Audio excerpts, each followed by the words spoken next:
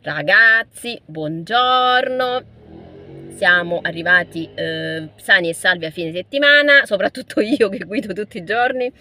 Ragazzi, la parte più complessa della giornata è proprio il rientro da scuola, quando lascio mia figlia, perché voglio, trovo parcheggio, è veramente un dramma, soprattutto in questi periodi che c'è più movimento. Voglio, praticamente, come diciamo noi a Napoli, è più facile a trovare un posto di lavoro che un parcheggio, ed è vero.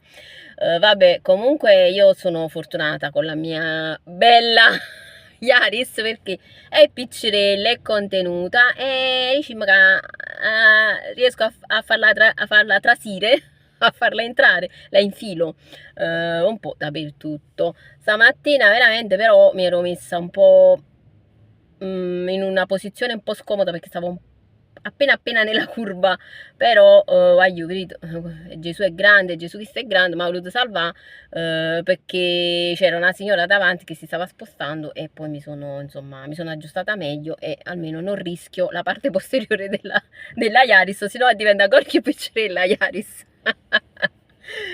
Ragazzi, stamattina vi volevo dire una cosa, non so se già ve l'avevo detto, vabbè, comunque a Rico stesso. Ragazzi, ma lo sapete che mio cugino Gennaro Russo, nome d'arte, chi Gennarino, è un bravissimo cantautore emergente napoletano trap e neomelodico. Vi volevo consigliare veramente a tutti di visitare il canale YouTube Kid Gennarino. Ha fatto delle bellissime canzoni, dei bellissimi brani che parlano veramente di tanti temi. Per esempio, a me quello che mi colpisce tanto, che è molto attuale, è il brano Femmina e Plastic.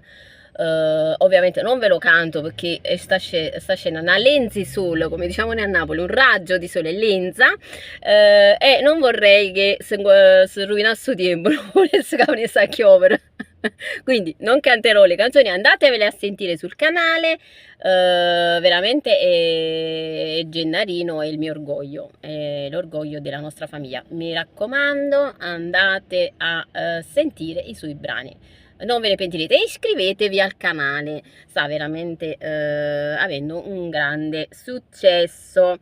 Spero veramente che a Natale, quando andrò a Napoli, potremo farci la nostra bella pizza al nostro ristorante preferito, il Poggio a Poggioreale, a casa mia.